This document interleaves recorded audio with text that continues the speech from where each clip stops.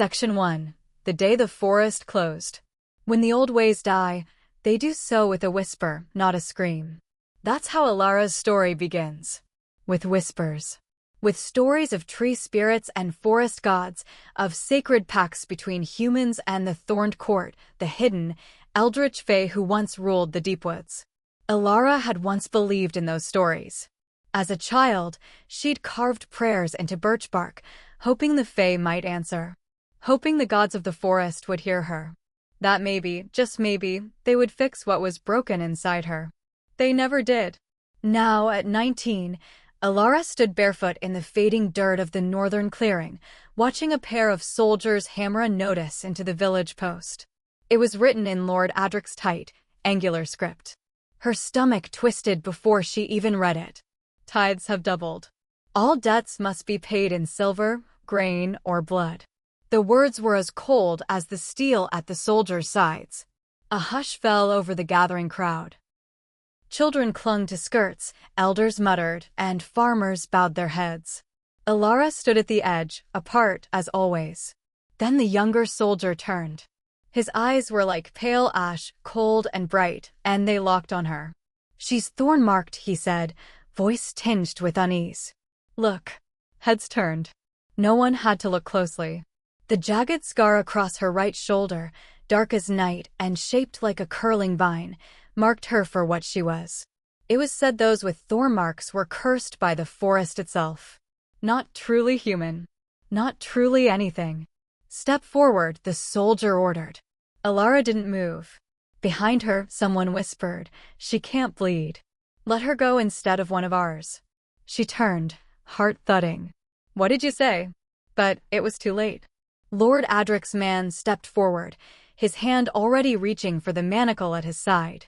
"By decree of the crown," he said, "you belong to the court now." Section 2. Taken by iron. The chains were cold. Not just from the metal. They were forged with iron. True iron. The kind that seared into her skin like fire. Elara bit down a cry as the manacle closed around her wrist, the thorn mark flaring beneath it like living embers. The soldier hesitated at the sight, but said nothing. Perhaps he thought her silence was compliance. It wasn't. Behind her, the villagers scattered like wind-blown leaves. Even her mother. Especially her mother. They'd whispered it since Elara's birth, that the forest had cursed her. That her father, a wanderer from the south, had brought something unnatural into their bloodline. When Elara had reached 12 and never shifted, never changed, never bled as girls did, the whispers became silence. Worse than insult. Indifference. She didn't look back. She wouldn't give them the satisfaction. "Where are you taking me?" she asked. The older soldier, a grizzled man with a bent nose and scar across his cheek, replied without looking at her. "To the Grey Keep." Her heart stopped. "You're delivering me to the king," she whispered. He grunted. "No. The Grey Keep's not his. It belongs to someone else." The younger soldier, the one who'd called her out, glanced at her with something almost like pity. "To the Thorn Lord." Elara felt her knees weaken. "That's a myth," she said, though her voice trembled. "The Thorn Lord is dead. They say he vanished with the Fae courts decades ago." "They say a lot of things," the older soldier muttered. The road stretched endlessly north. Cold air stung her face. By dusk, they reached the tree line, and the last orange glow of the sun vanished behind thickets of ancient pine and blackened thorns. There, the forest waited. Even the soldiers hesitated. Their horses reared and snorted. Elara, the younger one said, trying her name for the first time. "If you know any prayers, now's the time to speak them." But she didn't pray. She hadn't in years. Instead, as the soldiers shoved her forward into the woods, Elara whispered her own words to the forest. "You want me? Then come and take me." Behind her, the last rays of sunlight vanished. Ahead, silence. Then something moved in the dark. Section 3. Into the Thornwood. The Thornwood was alive in a way no forest should be. The air was damp, thick with the scent of moss and ash. Trees arched unnaturally, their twisted branches clutching at the sky like withered hands. Thorns grew in spirals, curling around trunks and vines. They glistened like obsidian. Elara stumbled forward, shackles biting into her wrists. The soldiers no longer guided her, they followed at a distance, their hands tight on their hilts, eyes darting with every whisper of movement. Something watched them. No birdsong, no rustling squirrels or distant howls. Only the oppressive silence of an ancient place that did not forgive trespass. How much farther? Elara asked. Not far, came the curt reply. The path narrowed, then narrowed again, until there was no path at all, just roots, briars, and the heavy breath of the trees around them.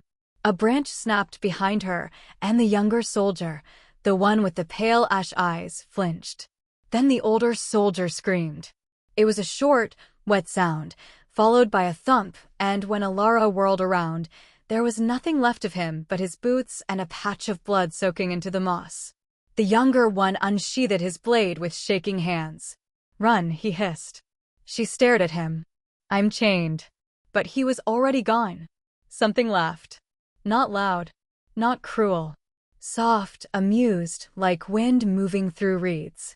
It echoed, not just around her, but within her. Elara turned slowly. From the shadows, a figure emerged. He wasn't human, not entirely. He was tall, his body built from shadow and vine, bone and bark, wearing a crown of withered thorns that curved around his silver-streaked hair like antlers. His face was beautiful, terrifyingly so. All sharp lines and feral grace.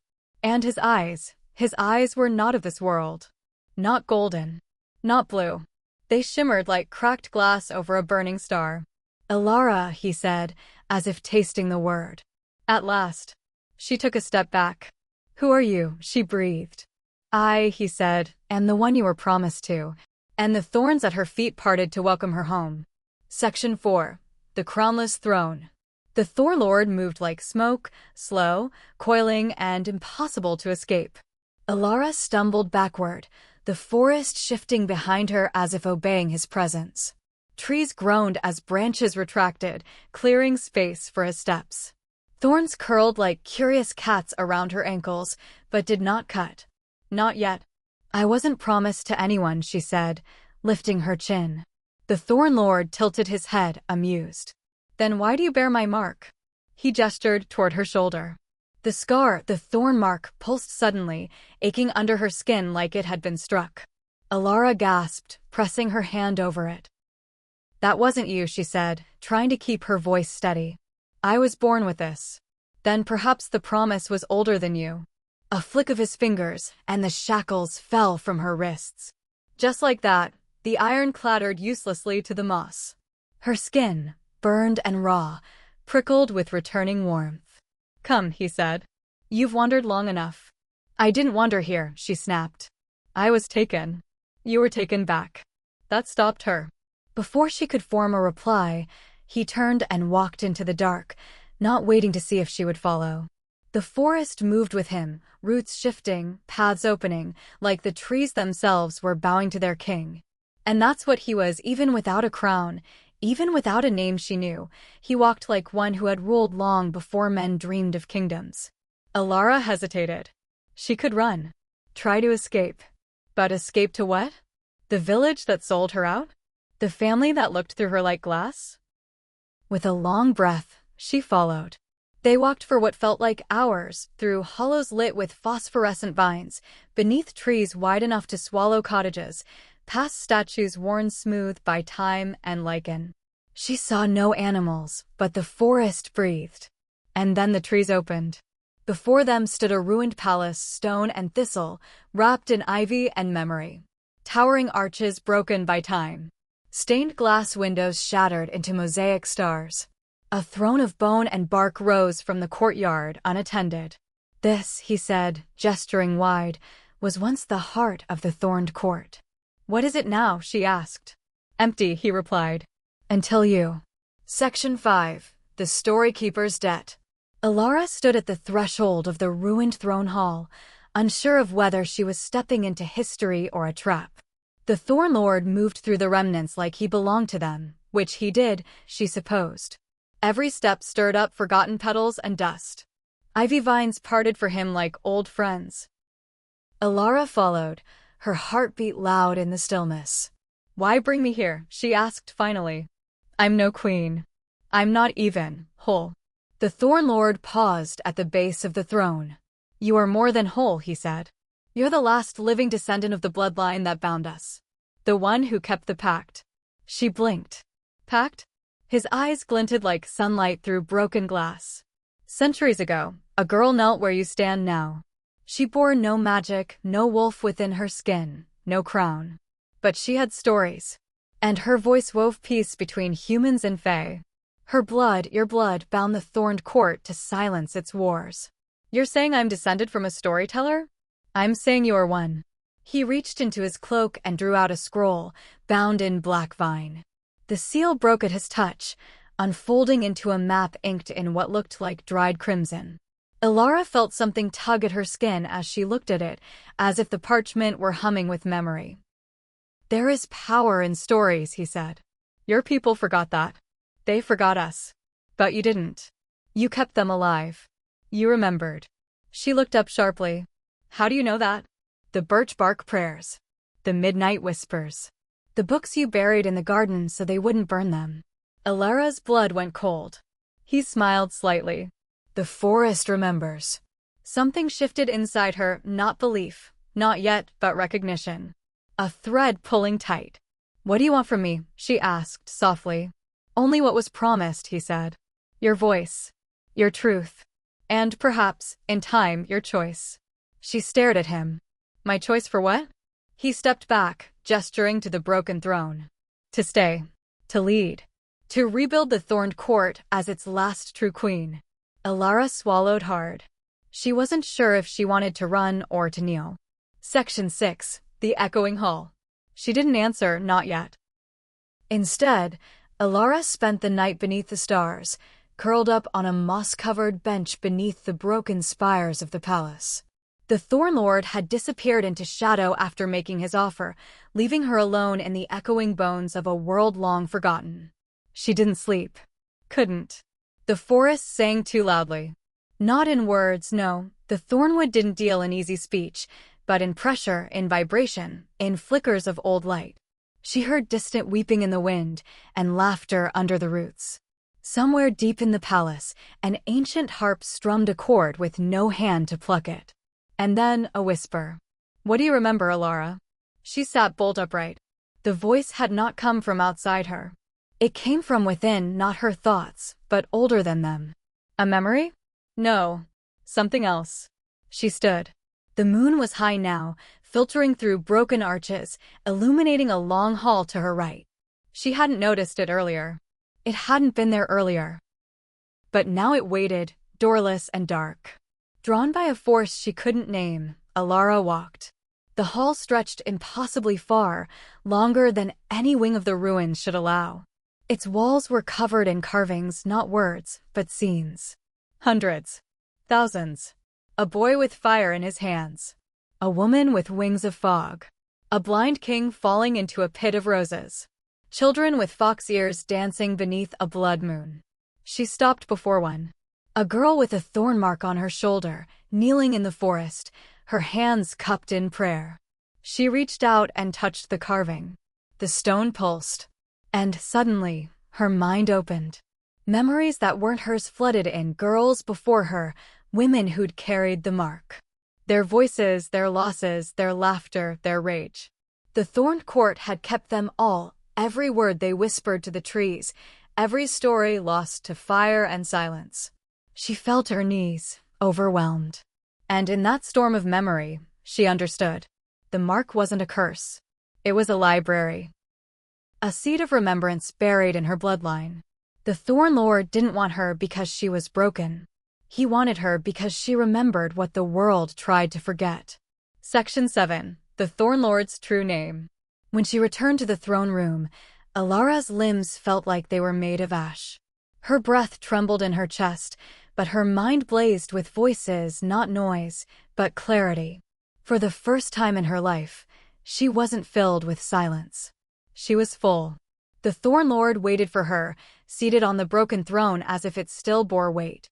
You walked the Hall of Memory, he said without question. Elara didn't ask how he knew. She only nodded. I saw them, she murmured. The ones before me. The ones like me. They weren't like you, he said. Not exactly. She looked up.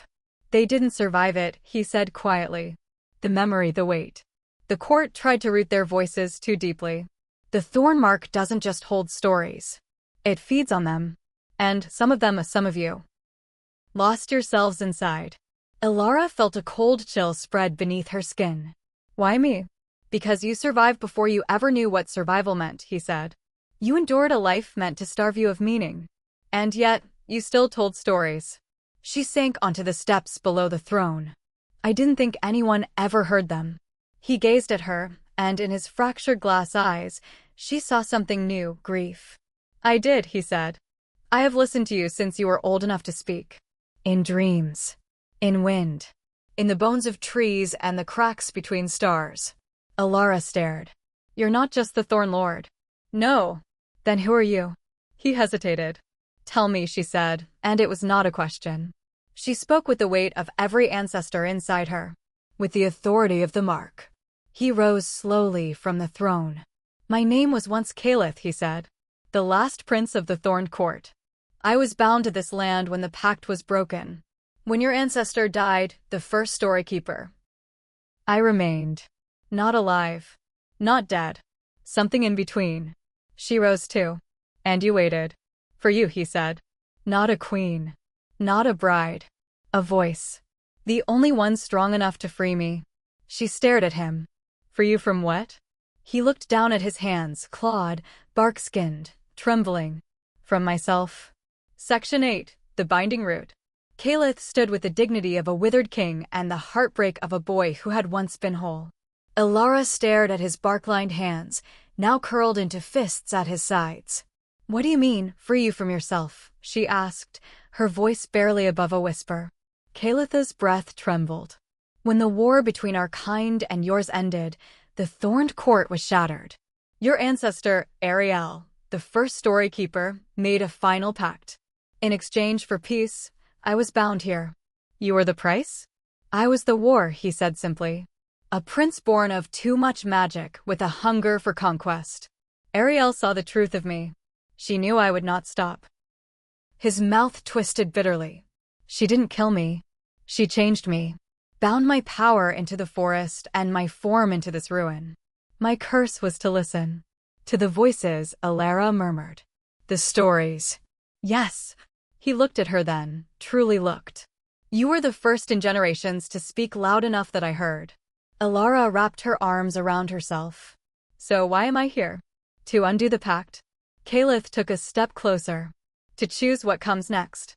The air around them grew thick, not cold, but charged. The vines in the throne room stirred.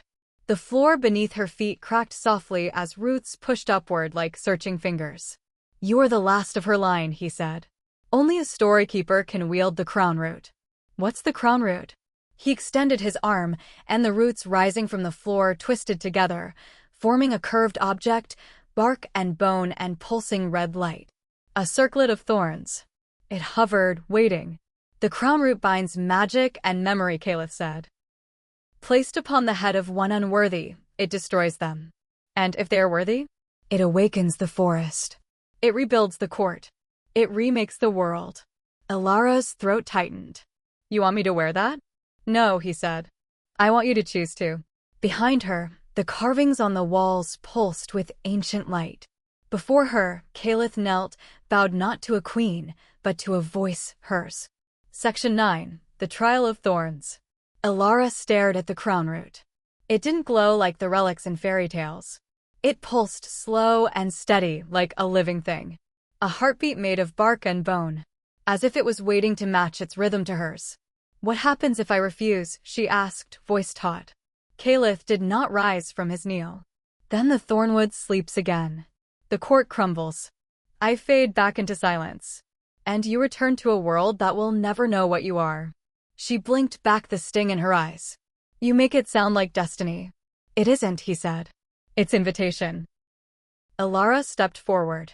The air grew heavier with each pace. Magic, old magic, hummed through the hall. Every carving along the wall shifted subtly, the etched faces of past storykeepers turning to watch her, their stone eyes glowing faintly as if urging her on.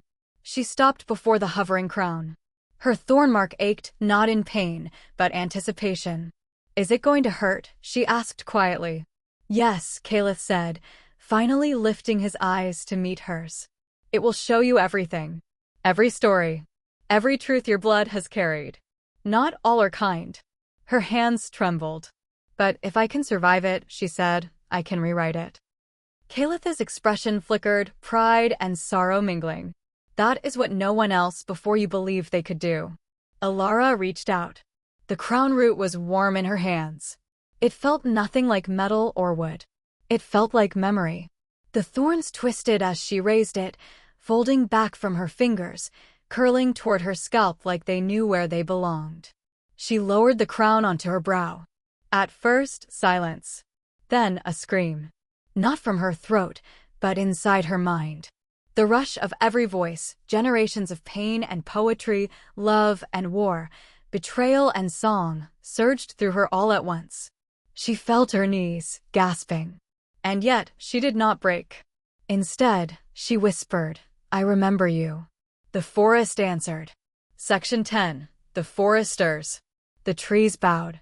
Not with groaning limbs or rustling leaves, no, the entire forest bowed, as if every root and branch recognized her now. Elara knelt beneath the weight of 1,000 lifetimes, the crown root burning on her brow. But she did not break. She spoke. Not aloud, but within. A whisper that traveled through earth and stone, through memory and blood.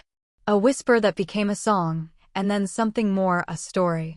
She didn't know where the words came from. They weren't hers. And yet they were. Once, there was a forest that forgot it was alive. So it grew quiet. Until a girl, thornmarked and cast aside, sang it back to life. The carvings on the walls flared. Magic spiraled from them like vines seeking sun, wrapping around Elara's arms and spine. Not trapping, tethering. Rooting her. Kaelith watched from the steps, unmoving.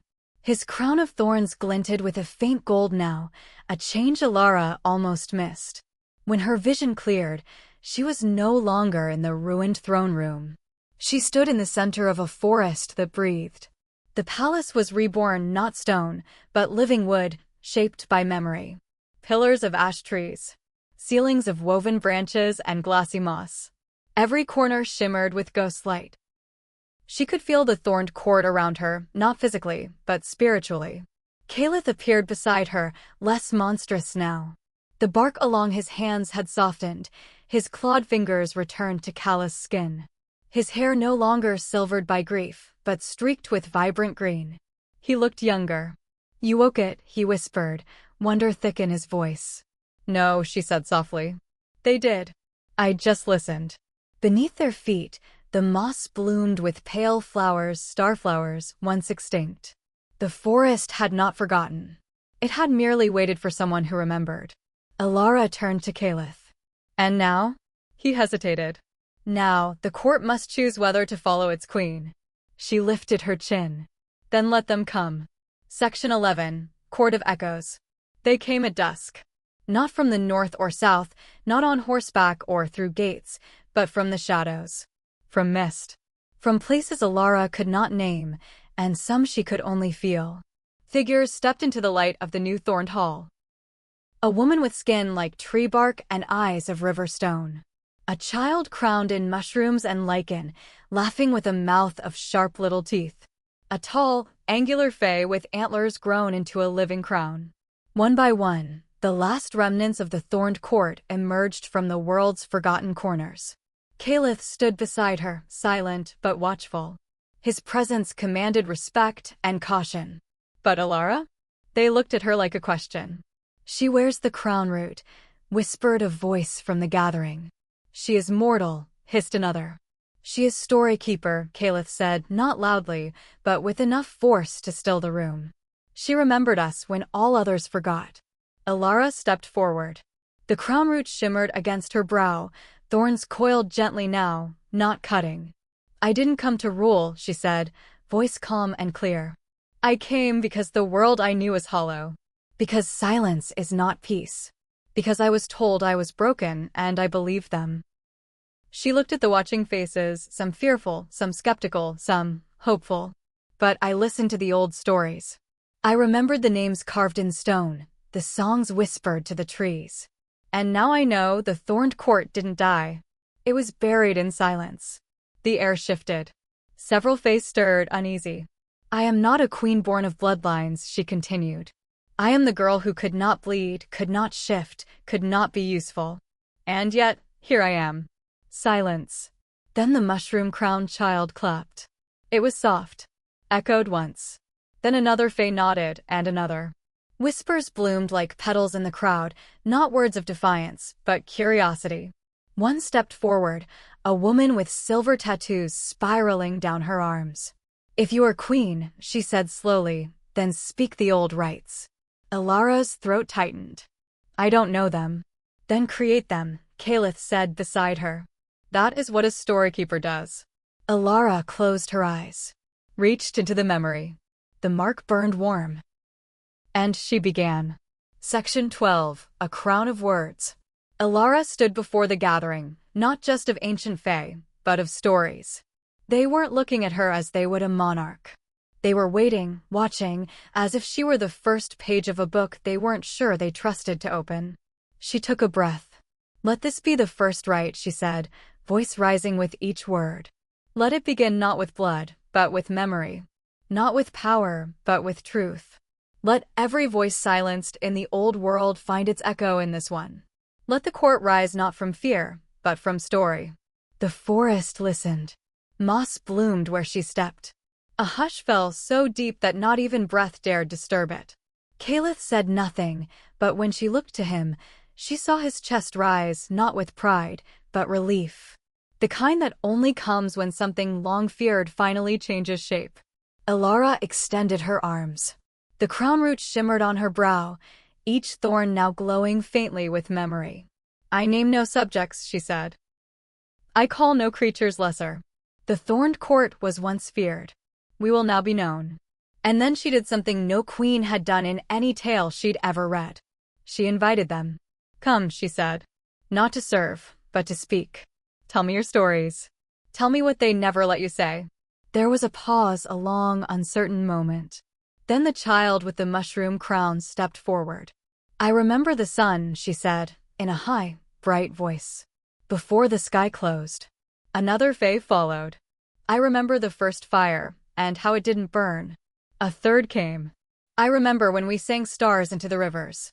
One by one, the stories came forth, memories long buried, truths unspoken. It was messy. Wild. Not ceremonial. And it was perfect. Kaelith leaned toward her, murmuring, You didn't just awaken the court. You changed it. Elara turned toward him. Good, she whispered. Because I never wanted to wear their crown. I came to rewrite it. And deep in the forest, something ancient stirred. Not a monster. A beginning. Section 13, The Seeds of Rebellion. In the weeks that followed, the Thorned Court transformed. Not all welcomed it. The oldest of the Fae, beings who remembered the world before humans named stars or built walls, watched Elara's rise with narrowed eyes. They had endured empires and betrayals. To them, change did not smell like hope. It smelled like fire. She is mortal, spat Lady Yold, whose hair flowed like spider silk. They burn out. Always. She is story-marked, Kaelith countered. She is naive, came the reply. But despite the whispers, the new court formed. Not through blood oaths or domination, but shared tales. Fae who had not spoken in centuries began to emerge from their self-imposed silence. A dryad confessed she once fell in love with a human sailor. A bog spirit admitted to starting the 1,000-year mist just to feel seen. Elara listened to all. And in return, she offered her own. She told them of a girl who was never enough. Of villagers who measured her value in what her body could not do. Of the fire that burned inside her anyway, the kind made not of rage, but quiet defiance. She told them about the night she chose to wear the crown root. And they listened. One night, in the new Hall of Boughs, Elara sat with Kaelith under the branches of the moon tree, a silver-barked wonder that glowed with memory. Their legs dangled over a ledge above a great chamber where magic flowed like wind. "Do you regret it?" Kaelith asked, watching her with eyes no longer broken by grief. "Not yet," she said. "Though I imagine someday I'll miss simplicity." He smiled faintly. "Simplicity never suited you." She leaned her head against his shoulder. "You speak as if you've known me longer than I've known myself." "I have," he murmured. "I heard you the day you were born." She looked up at him. "You said that before." "What did you mean?" Kaelith hesitated. "I think it's time you know." Then, from below, a scream. A flash of flame, green and unnatural, erupted in the chamber beneath. Kaelith was on his feet instantly. "We're not alone." Elara stood, heart hammering. Another voice followed, echoing through the trees. "We remember our stories, too. And we never chose you." Section 14, Ash Beneath the Boughs. By the time Elara and Kaelith descended into the lower chambers of the Thorned Hall, the air had changed. It smelled of burnt sap and fear. Dozens of Fae had gathered around the moonroot fountain, now drained of its glow. Where once silvery mist drifted like breath, only ash remained. The ground was scorched in a perfect circle, the sigils of the hall blackened and broken. At the center stood a figure wrapped in moss-draped robes, face half-shrouded in a veil of briars. Behind them, 3 others, their eyes burning with green flame, ancient Fae magic, twisted, corrupted. Kaelith's voice rang out, low and sharp. "You are not permitted in these halls." The veiled figure turned slowly. "Permission? You speak of permission, Thornprince, as if this place still belongs to you." Elara stepped forward. "Who are you?" "I am Memory," the figure rasped. "The part of the forest that refused to forget. The pain your new court silences. The rage your stories cannot tame." They lowered their veil. Beneath it was a face carved in bark and bone, feminine, ageless, and cracked through the center like a shattered mask. Vines coiled through her skull like serpents. "I am Varaine, the Forgotten Queen." Gasps rippled through the gathered Fae. Kaelith's eyes narrowed. "Varaine is dead." "I was," she said. "Until the stories turned against me." Until her gaze cut to Elara, started rewriting our endings. Elara met her stare without flinching. The old ways were broken. They were ours. Varaine shrieked, and green fire licked up the walls. We ruled with blood and ash. Fear was our crown, and we wore it proudly. And now, she motioned to Elara's circlet of memory thorns. "Now you would trade it for softness." Elara took a single step forward, every inch of her burning with the stories still fresh in her blood. "Not softness," she said. "Sanctuary." Varaine sneered. "Then you are a fool." With a twist of her hand, a ripple of sickly green flame surged outward, not toward Elara, but the gathered Fae. They screamed as magic lashed against them, binding, breaking. Kaelith raised a ward just in time. Elara felt it then, not just fear, but betrayal. This wasn't rebellion. It was war. Section 15. When the roots split. Chaos tore through the Thorned Hall like a living storm. Elara ducked as a blast of green fire shredded the moss-draped curtains above the moon tree. Fae scattered, some fleeing into the trees, others trying to summon shields or illusions. But Varaine's magic cut through them like rot-through fruit, ancient and angry. Kaelith stood firm beside Elara, his voice steady even as thorns curled protectively around his arms. "She draws her power from pain," he said. "From the buried stories." "Buried?" Elara shouted, the roar of fire deafening. "Buried where?" "In the roots of the old court. The ones we chose not to remember." Another blast cracked the ceiling. The moon tree groaned, shedding silver petals that fell like dying stars. Elara's mark pulsed. Not in pain, but in warning. The stories she carried surged inside her like a rising tide, begging to be spoken. But not just any tale, they needed her truth. She closed her eyes, bracing against the blasts, and reached inward. Once, there was a queen who ruled with silence. She called it power. But beneath her throne, her people's screams became roots. And roots will grow, even in darkness. The crown root flared. Magic shot from her chest in a spiral of light, not violent, but clarifying. It crashed into Varane's flame, and for a heartbeat, green and gold tangled midair. Varane hissed. "You dare speak over me?" "I do more than speak," Elara said, stepping forward, her voice rising. "I rewrite." Behind her, the remaining Fae rallied. Not with weapons, but with voices. "I remember a son taken to the mines," one cried. "I remember a sister sacrificed for a prophecy," said another. "I remember being afraid," whispered a third. The stories Varane had buried now spilled freely. And with each one, her power faltered. She screamed in fury, lashing out, but her magic met not resistance, but refusal. Kaelith raised his hand, summoning a wall of vines between Elara and the queen. "Get out," he said. "To the glade. I'll hold her here." "No," Elara said, heart pounding. "We do this together." But even as she said it, the floor buckled beneath them. And Varane disappeared in a scream of green fire, vanishing through the roots like smoke through cracks. Gone. But not defeated. Section 16. The Glade of First Names. The thorned hall was broken. Ash and splinters fell like black snow from the ceiling, the moon tree groaning as it shed its branches, no longer glowing. The air reeked of scorched memory. The ground was split where Varane had vanished, deep cracks veining outward, glowing faintly green like sickness infecting soil. Kaelith pressed a shaking hand to his ribs, blood staining the edge of his tunic where a thorn blade had cut deep. Still, he was steady. Unmoving. "She's gone for now," he said. "But she'll return stronger." That was only her shadow. Elara looked at the crack in the floor. "Where did she go?" "To the roots," Kaelith said grimly. "To the before. There's a place even memory fears, beneath the foundation of the court. It's where stories rot. Where names are forgotten." "The Glade of First Names," Elara whispered. "I've seen it in the carvings." Kaelith nodded. "It's more than a legend. It's where the first Storykeeper once stood. Where the pact between us and the forest was born. Where every queen's name was etched in bark. And where Varane plans to erase mine." Kaelith didn't answer, but he didn't need to. They both knew what had to be done.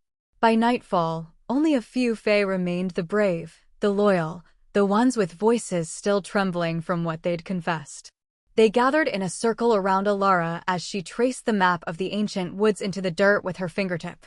"The glade is warded," Kaelith told them. "No weapons forged in this age will work there. Only truth. Only name magic."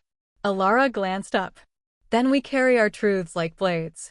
Before dawn, they left the ruins of the hall and slipped into the wilds of the Thornwood.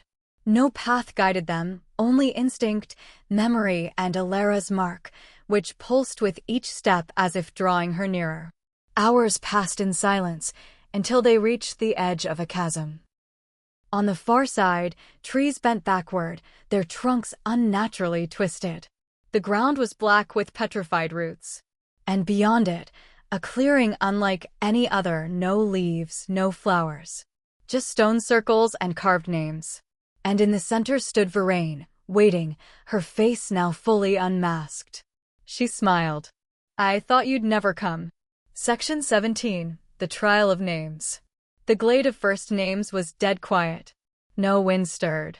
No bird dared sing. Even the air itself felt restrained, as if holding its breath. Varane stood in the center of the clearing, surrounded by stones older than kingdoms. On each, a name had been carved. Some still shimmered faintly with magic. Others had faded completely, eroded by time, by betrayal, by silence. Elara stepped forward, careful not to disturb the roots curled like skeletal fingers beneath the moss. "Do you know why this place is sacred?" Varane asked, her voice cold but eerily calm. "Because it holds the names of every queen who came before," Elara said. "No," Varane replied. "Because it holds the lies they told to stay powerful." Kaelith moved beside Elara, voice taut. "This place was sacred long before you turned your grief into poison." Varane's eyes narrowed. "And you, Prince of the Fallen Court, would lecture me on grief?" She raised a hand. One of the stone markers crumbled into dust. Elara flinched. "That name," Varane said, belonged to a queen who banished half her court for disagreeing with her policies. That 1 inch, another stone cracked, burned forests to feed her crown's hunger. We weren't sacred, girl. We were tyrants in velvet. And so your answer is to destroy what little remains? Elara snapped. I mean to cleanse it, Varain hissed. Let this be the last glade. Let memory die. Let the old ways rot so the forest can finally be silent. Elara stepped forward, the crown root shining dimly. I've heard your story now, she said. It is one of pain, of injustice. But it isn't the only story. You don't get to decide that truth ends with you. Varain smiled cruelly. Then speak your truth, girl. If it's strong enough, it might survive me. The glade shimmered, and suddenly, the stones lifted from the ground, hovering in a slow orbit. Magic, raw and ancient, cracked the air like thunder. A trial had begun. Not with blades. Not with blood. With names. And only one would be left standing at the end. Section 18, The Spoken Blade. The stones spun faster. Each one buzzed with resonance, not sound, but story. Elara could hear them like echoes trapped inside glass. A mother's lullaby, a war cry, a whispered betrayal. Every name in the glade was a life, and Varain had already shattered 2. Kaelith drew a sharp breath. She's turning the names into weapons. Elara understood. The glade wasn't just a sacred place, it was a forge. Stories held memory, and memory was power. And Varain, old and broken and furious, was trying to rewrite everything. Erase the past, and the future forgets how to resist. Varain raised her arms. The shattered stones rose with her, shards orbiting her body like a crown of knives. I offer my first name, Varain called to the sky in defiance. And then she spoke it, a sound not heard in centuries, one that cracked the clouds and made the very soil recoil. Elara clutched her ears, pain lancing her skull. Kaelith dropped to one knee. The Fae behind them cried out. The trees around the glade twisted inward as if drawn by a terrible gravity. Varain pointed at Elara. Give me your name, girl, she demanded. Or I will take it from you. Elara stood, legs shaking, the crown root tightening on her brow like a vice. The mark on her shoulder flared so hot it blistered her skin. She looked down at her hands. They were flickering, phasing, as if she, too, were becoming a memory, half unwritten. Kaelith reached toward her. You must speak. Your true name. I don't know it, she whispered. I was just Elara. Just. No, Kaelith's voice cut through the thunder. You are the first to remember and the last to forget. That is your title. But your name? Elara's breath hitched. And then she knew. I am Elara, daughter of silence and story. Keeper of the Thornmark. The one who speaks when others fall quiet. I am not heir to your throne, Varain. I am its correction. The air split. A golden shockwave burst from Elara's body, not flame, but wordlight. Varain's stone shards screamed as they collided with it, shattering in midair, fragments burning away before they could strike. Varain shrieked in fury. No. But it was too late. The glade heard her. And it chose. Section 19, The Unwritten Queen. The air trembled. Magic rose from the soil in glowing tendrils, wrapping around Elara's limbs like ivy. Not binding. Uplifting. The glade pulsed in rhythm with her heartbeat, and for a breathless moment, the forest remembered what it had forgotten, the voice of a queen who ruled not by command, but by story. Varain stumbled backward, her fire dimming. This isn't possible, she rasped. You're mortal. One lifetime. One name. Elara stepped forward, crown root blazing like a second sun. And yet, she said softly, I carry all of them. With a whisper, the fragments of broken namestones gathered in her palm. They shimmered and spun, and then fused, forming a sphere of pure memory. Not destruction. Restoration. For the forgotten queens. For the banished daughters. For the silent stories. Buried in root and rot. I speak you back into being. The orb burst into strands of golden script, lacing through the clearing, re-etching broken stones, restoring the erased. The names shimmered like starlight on water. Varain screamed as her power began to unravel. No, no, don't you dare write me out. Elara's gaze didn't waver. I'm not erasing you. Varaine froze. I'm writing you honestly, Elara said. Your pain, your fury, your fall, your part in this story. And with those words, her magic sank into the ground. The last stone, the one Varaine had shattered first, healed. A new line etched into its face, Varaine of the Lost Voice. Varaine fell to her knees, her flame flickering to smoke. Tears carved through the grime on her cheeks. You remembered me? She whispered, broken. Elara knelt beside her. You were never the villain. Just the one who broke when no one listened. Silence reigned. And in that silence, the trees bowed. Every branch dipped. Every root hummed. Kaelith stepped forward, eyes wide with awe. It's done, he said. Elara shook her head. No, it's only begun. The glade bloomed not with flowers, but with voices. And Elara, once nameless, now bore 1,000 names within her.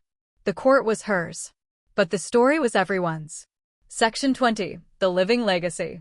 A year passed. Not in silence, but in song. The Thorned Court bloomed again, not as a place of power, but of memory. A voice. Where once shadows ruled, now stories walked. The ruins were rebuilt by roots and hands alike. The palace, now the Hall of Echoes, bore no thrones.